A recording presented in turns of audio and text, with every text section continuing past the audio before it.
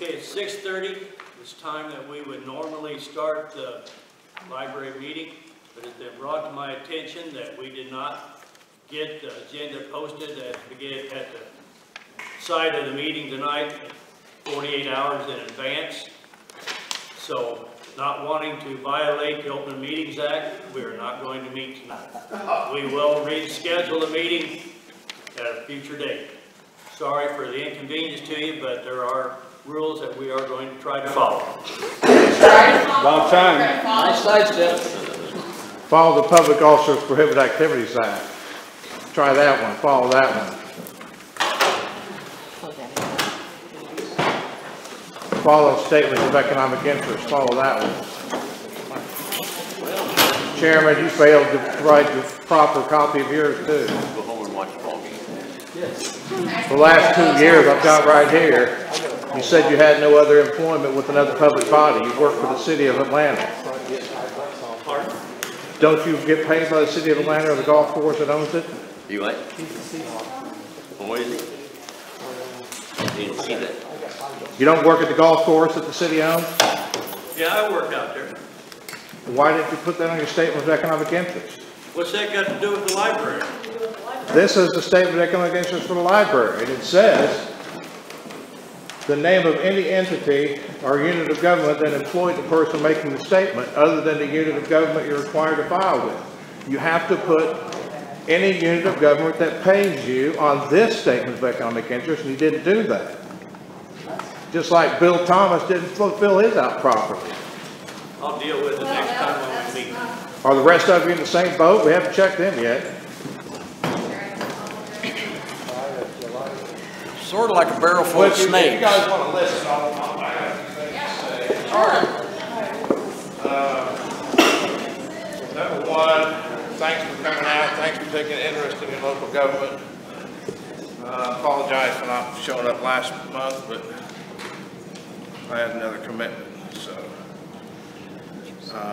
what I was going to bring to light today were the statements of economic interest that the chairman signed. Does everybody know what a statement of economic interest is? No.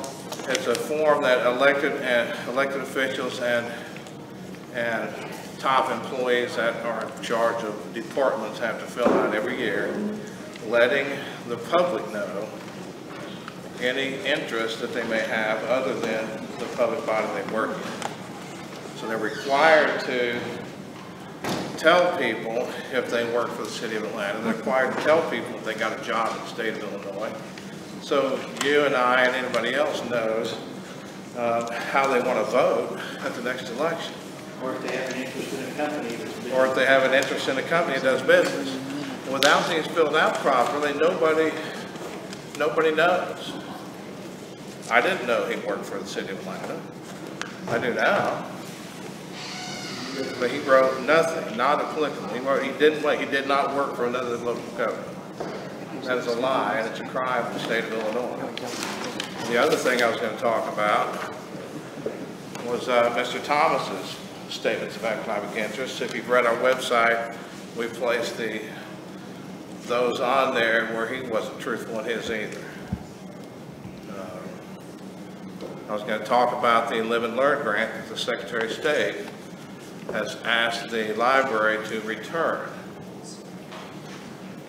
They stated the Public Officers Prohibited Activities Act, violations of conflict of interest in that because of the ownership of the Union Hall and where the money went and him being on the board of the library. So that's $25,000. That's going back to the state. They're going to probably ask for a hearing, and we'll be at the hearing, and we'll videotape the hearing. John, when I talked to Amy Williams today, they have not yet requested a hearing, but she said she would notify me that it is a public hearing, and they're welcome to present any evidence to their explanation of public comment. Oh, we got plenty of evidence. I got a question. Are you getting an attorney? No. Do you have a lawyer for your? No. If you check our website, it clearly states that on there. And we never give legal advice. We give our opinions on lots of things.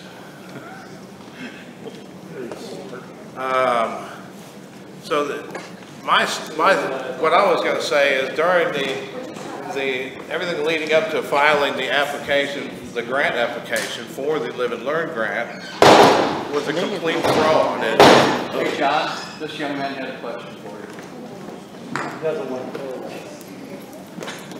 Everything leading up to the, you had another question?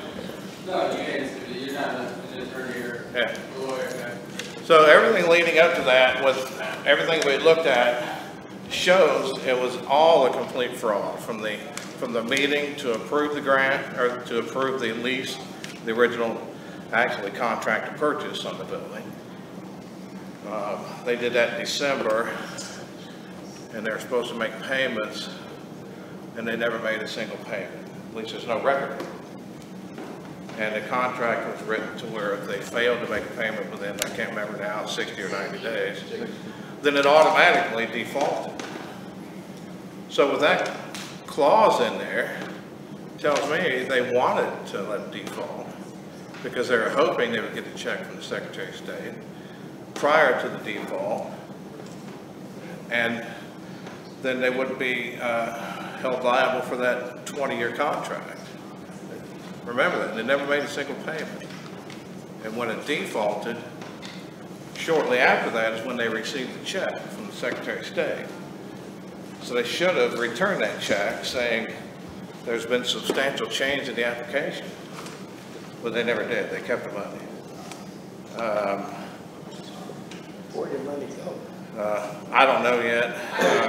The other thing, John, the money went plus another 10 for the Wood Foundation. It was spent to put a new roof on here, to put a hole in the building here, to put a door in the back, and to build displays downstairs for the future library, museum, exhibits. so a lot of it was used on the building. Now, the building wasn't owned by the library. And it wasn't, the library wasn't under contract with it because that contract automatically defaulted prior to them receiving the check. Was there any down payment with that No, contract? or nothing. Contract? Absolutely nothing. So then with the prohibited interest in contracts, the library said that act, the violation of the Public Officer Prohibited Activities Act, is why they want their money returned. They didn't determine anything about what we alleged was a fraudulent entire grant process from start to finish, the application itself. I'm assuming that will come up in the hearing.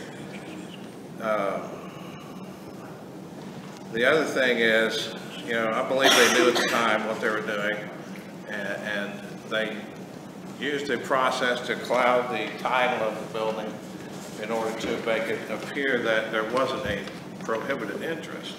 And they did that by signing another lease with another individual in town, not Bill Thomas. It only lasted a short time. And then that lease was approved by the board to lease the building for $1,000 a month. They made those payments. Shortly after that, something happened, and apparently whoever bought it couldn't, and I know the name, I don't have it on top of my head. They didn't have, Gates, they didn't have either the credit to do it or the bank wouldn't loan the money. So then that lease contract that he had with Bill, or the company that Bill owns, ended up defaulting, and Bill gets it back and then automatically starts writing checks to himself for the lease, which was never approved by the library. So in the whole process, he starts paying himself to lease the building, but in that first lease, he mandated that he gets office space. He also mandated that he gets to say who can use and not use the building. So if I wanted to come in here and lease the building for an event, he didn't like it, he could just say no, according to that contract. So it wasn't a public building? No, not really. And it probably still isn't. John, do you know how many bank accounts this place has? 9. Yeah, the bank accounts is a different issue. I wasn't going to talk about that tonight, but you're welcome to tell everybody if you want to.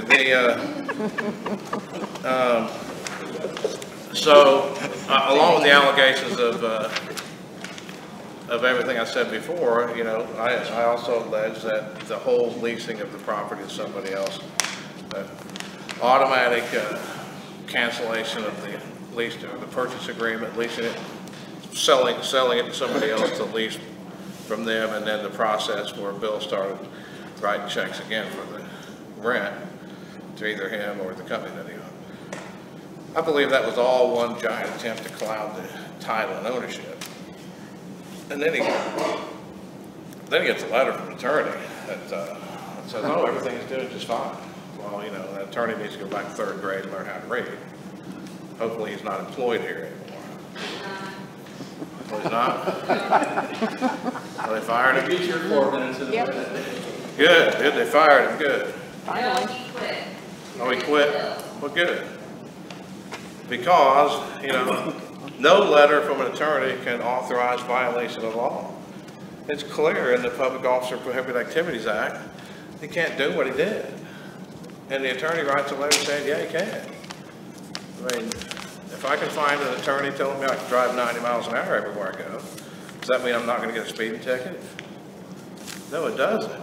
He ain't gonna pay your fine. Exactly, and he can't keep you out of jail. The Airport Authority Commissioner in Kankakee Airport Authority learned that real fast. Their attorney told him he could use his construction company and bid on re-roofing all the buildings at the airport. And he won the contract, and he didn't work and got paid. He found out that attorney's letter was worth absolutely nothing.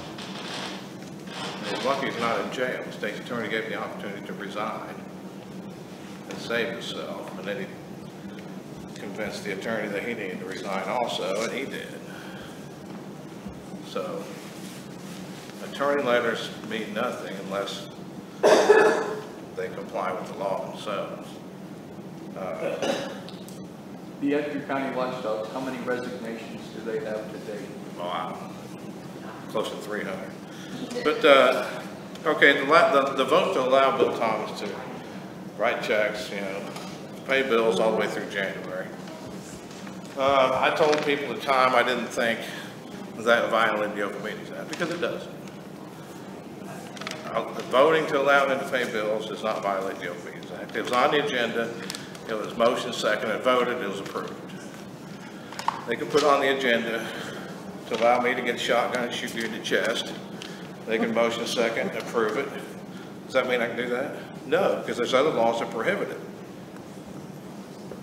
The law that prohibits that is the Public Library Act. So in the Public Library Act, it specifically says that the board has exclusive control of the funds of the library. So if you guys are the board, does that mean he can do what he wants with the money? Can you all vote to let him do what he wants with the money? No, you bring the bills and then you approve him to write specific checks. And as an example, this legislative session in Springfield this week, there was a bill brought by Frank, or what's Frank's first name? Jack Frank, he was a senator. He's the chairman of the County Board of McHenry County. He wanted to be able to appoint, establish committees and appoint people to the committees. Well, the board has to do that. Nothing in the county's code allowed the board to vote to give Jack Franks the authority to form the committees and appoint the people to them. So what do? They pass a bill. And the bill that was signed, is approved in the Senate and the House, waiting on the governor's signature, says, by a vote of the board, they may authorize the chairman to establish committees and appoint committee members. So prior, well, even today he can't do it until the governor signs it.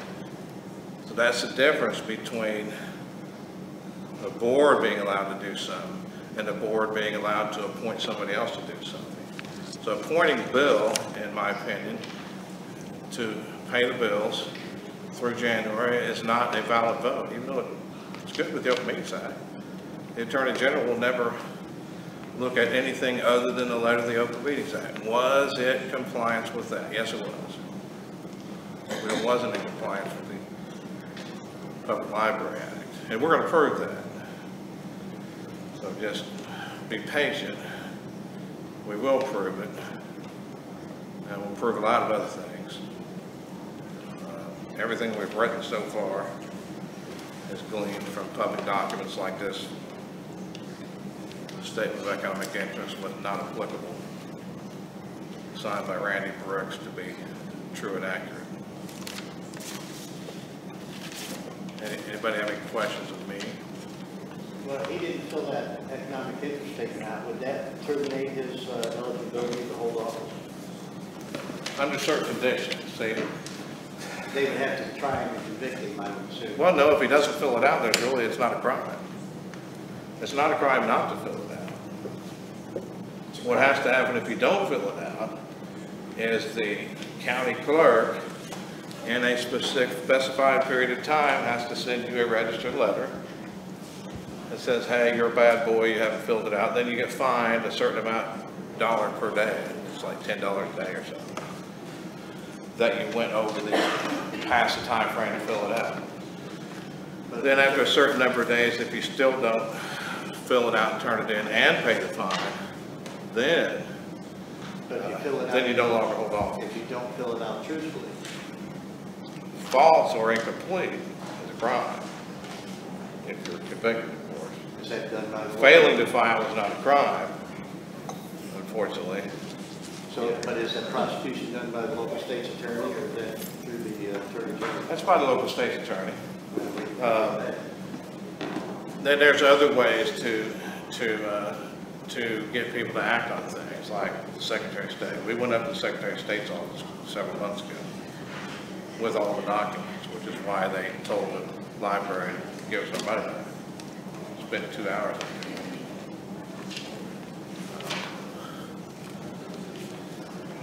I'm here if you got any questions. Just be patient with us. We have the documents. We've been working with a lot of agencies.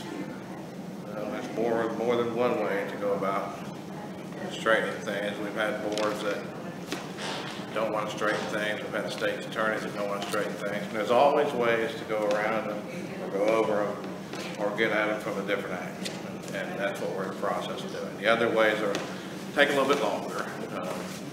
We've had a county board that didn't want to do anything about our airport. Our state's attorney didn't want to do anything. IDOT, Division of Aeronautics, didn't want to do anything. IDOT, Chief Counsel didn't want to do anything. We went to the FAA. They ignored it. We went to the Department of Interior. The FAA immediately called, and they've held up a $3 million grant for 4 years. Every time the county says we got our money, because IDOT tells us we do, we go back to the FAA and say, wait a minute, they haven't fixed why you stopped at to begin with, and they immediately send another letter down and cancel it. And it's not about the money. It's if they would do things right, just like that. They falsified an application. The only thing correct on that application that they filed to get money to build a runway expansion at our airport was the name of the airport and maybe the zip code. They write things like, 65 airplanes when they had 9. We didn't have any 10,000 gallon fuel tanks when they had 2 of them. We only had 1,000 gallons. Well, you got 2 of them right there. Right, that plane, 10,000 gallons. In order to prove that to the FAA, we had to call the sheriff. Say, somebody stole fuel. They delivered 8,000 gallons and they say you only got a 1,000 gallon tank. Where's the other 7,000 at? He came out and looked, says 10,000 right there. It all fit in right there. Well, thank you. Write that down, please. So they got a police officer to acknowledge and take a picture. We sent him the picture. He sent him another picture. And now they believe it. Then it's the same process here. It just takes a while. And you ladies want to say anything? Do you guys have any questions? And thanks for hanging around and listening.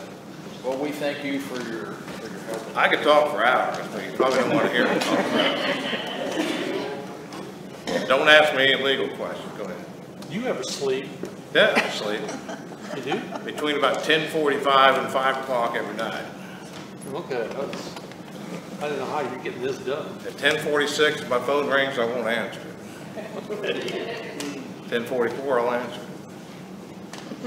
Anybody have any other questions? Are you I have anxious? one for that lady back there. They have 9 checking accounts, Yes, sir.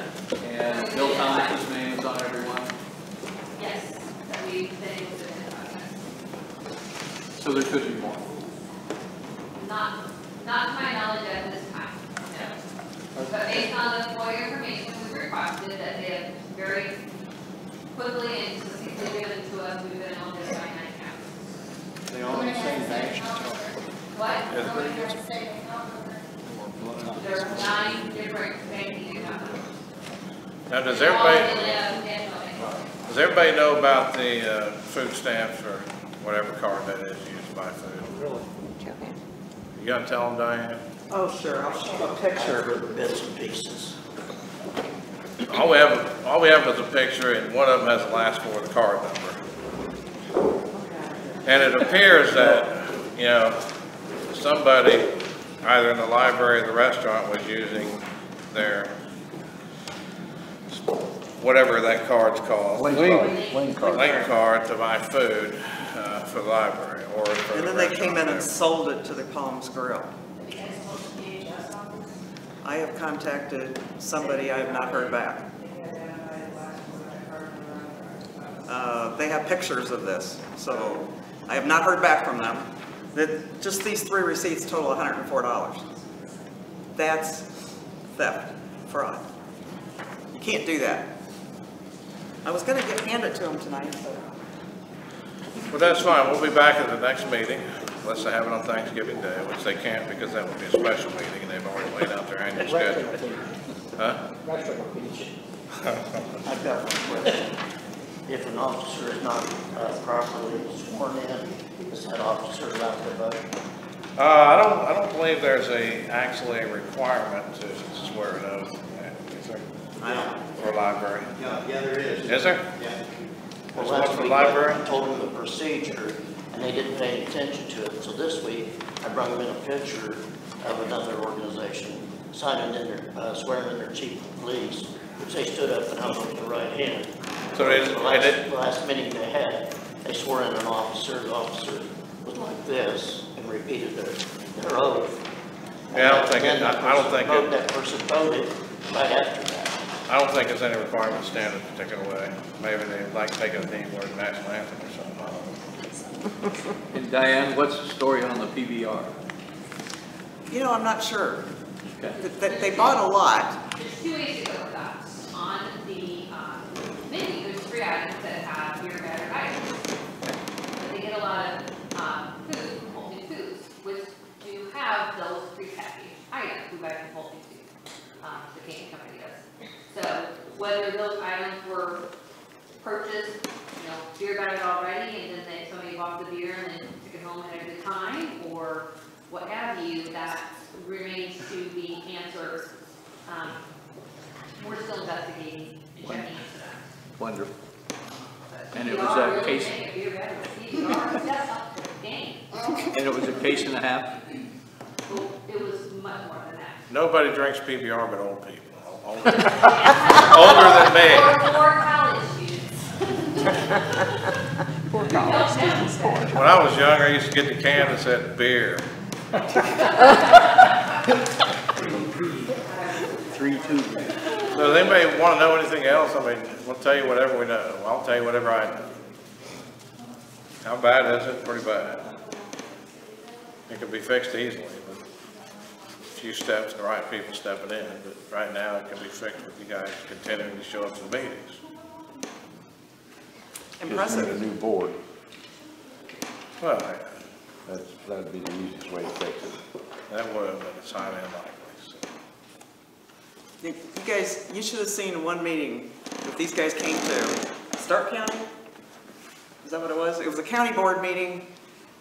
The board was out of control, harassing the sheriff and trying to take his money and his budget. There was at least 100 people in the room. Well, maybe 200, I don't know. They were all there supporting the local sheriff. So they started the meeting, public comment, but on and on and on, knock it off, quit cutting his budget. All the people cheering. Then the watchdogs told the sheriff that the meeting needed to be closed down because it was an illegal meeting. And the sheriff called in other police, and they surrounded the board. And so the meeting's over. About 10 police officers. Yeah, it was great. And that surprised me too. And the crowd went wild. It was wonderful. So it's the people that make a difference everywhere. And if people don't show up at these meetings, that's why they get by with this crap. And you don't have to talk when you're here, Just show up and stare at them. And when you watch them, see what they do, and then you can read the articles, look at the documents that we put out there. We put out there documents that were given by this library. We don't go invent something. We don't use PowerPoint and change words on things. I mean, you know, just last week we had a village that falsified meeting minutes. We got meeting minutes from a couple of months ago. Then asked about their attorney's qualification to be the liquor commissioner. And then asked for the meeting minutes where that was approved, and they sent us the exact same meeting minutes with an extra paragraph put in. See how that works?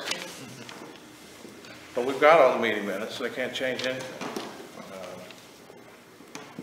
I believe we got most of the checking accounts that we know of, and some that probably the board didn't know of. What do they need that many checking accounts? They need one. Depends on what you're doing. Well, you're right, depends on what you do. Depends on what you're doing. I do have a question. So when someone gets elected, how are they trained? Is there a process? Is there somewhere where they... No process unless you're a school board member, then you had to go through the mandatory. So unfortunately, the good people who do join the board could end up just as guilty as the ones who do it through the beginning. Well, the problem is that when we see it all the time, you know, people get elected and there's a statute that you have to read and follow. They never even pick it up or even look at it and see what you're supposed to do. They just go by what the old people on the board that have been there longer than them tell them that's the way we've always done it. It's the way we've always done it. We have a township in Coles County. Why are you giving $10,000 a year to the Catholic Church? Well, we've always done that. What about the First Christian Church? That's $6,000. Every year we've always done that. We always give $3,000 to the American Legion. We pay $1,000 to the high school prom. We can't do any of that. Just because you've always done it, why should my taxes, if I'm not Catholic, go to the Catholic Church? If I don't go to the First Christian Church, why should it go there? Should I be able to say, hey, send $5,000 over to the church I go to? What if I'm not a Legion member? Send $5,000 over to the Boots Lodge? I am a Legion member, by the way. But the point is, if I was a member of that Legion, I would tell them to turn the money back because they can't give it to me. And that's an example of always doing it the way everybody's always done it. They don't pick up the statute to read what they're supposed to do. And another example is I talked about our airport before. I had to sue them to get them to tell me what statute they follow. There's 3 that you can follow for a county airport. I went to them and said, hey, what statute you follow? They said, well, we're just going to, well, we don't have a statute to follow. So I printed all 3 of them, went to a meeting, laid all 3 on the table, said, hey, there's all 3. And then I went home and I FOIA'd for a copy of the one they were following. And then I had to sue them, and in the courtroom, the judge says, and the state's attorney was like, well, he just asked for a copy. I said, he just asked which one. I said, no, I asked for a copy of the one you're following, and I gave you 3 of them, so you needed to return the one that you were following. Because you can't hold them to the law if you don't know what they're following. I'd like to ask, you guys clear the room? Why? Okay. Well, technically it is private property because Bill has not given it over to the library yet. So Okay. technically Is it you private could property? direct that. Yeah. We haven't taken it. I thought our taxpayers paid for this. The library paid the lease though. Yeah. Oh, okay.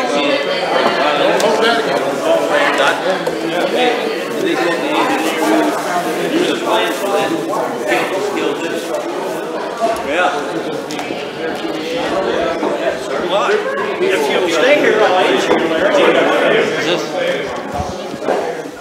belong to the library just as soon as we can have a meeting and accept the deed. Okay, it's being donated to the library. Didn't I tell you that? Is there a mortgage on it? But we thought we were going to have access to this building. Is there a mortgage on it? Hey, Bill?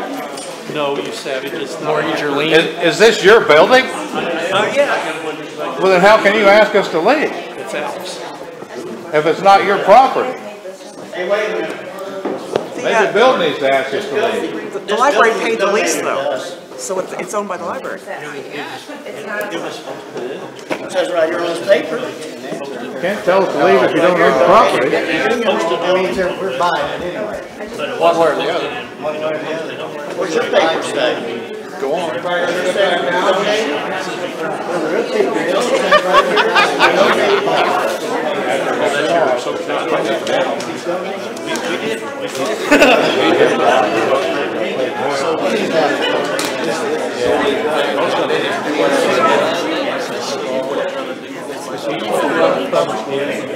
Hey, don't leave just yet. I wouldn't leave just yet because, you know, you have to be the owner of the building in order for somebody to leave. Well, how are we gonna know who's in charge, because the library's still paying $1,000 a month? Last month, he just said it's private property. Pardon? He just said it was private property. Yeah, but if it's the library's $1,000 a month, then it's public property. They quit paying. No, they didn't. They paid us in September. We haven't accepted it Well, yet. this is after the September meeting. I said that we were getting it donated. I did not say that we have accepted it yet. No. What? First and second. That we would accept it when it I was. still don't know why doors were cut in at six months or a year ago. I mean, it's all been in the works for all this Is there time. debt on Tell this you what, building you still? If you want to take your conversation somewhere else, that's more than welcome. Why can't we do it in here? Because our meeting is over. Why don't you sign? Hey, is this your, I thought you said this was a private building. If it's private and you don't own it, I think the owner would at least tell the deputy there that he wants us to leave. Well, then we gotta figure out who's paying the rent. Bill, do you want us to I'd like to conclude the meeting, please. Hey, it's the owner. Shall we return to the office? Huh? Go to the How office? about the museum? Well, I'm pretty sure that's probably closed too. So. Oh, that's right. No, it's 7 o'clock. They're open till 8. But that's fine. The office is the country area.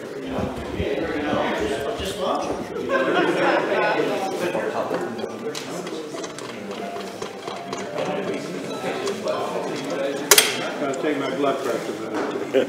Hey, you want to check your pulse and your, I got, checks your oxygen and your heartbeat. How many you got? That's in my pocket. See, I take my morning blood thinner and stuff.